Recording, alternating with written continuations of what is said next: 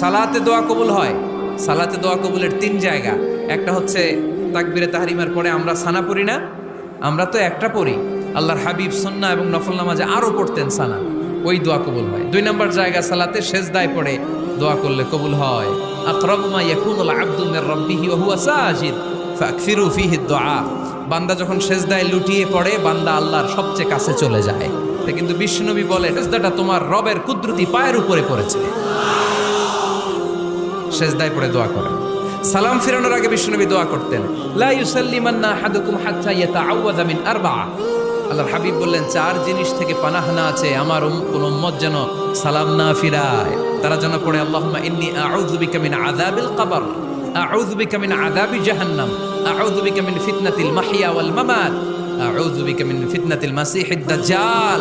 আল্লাহ কবরের আযাব থেকে বাঁচাও, আল্লাহ জাহান্নামের আগুন থেকে বাঁচাও, আল্লাহ জীবন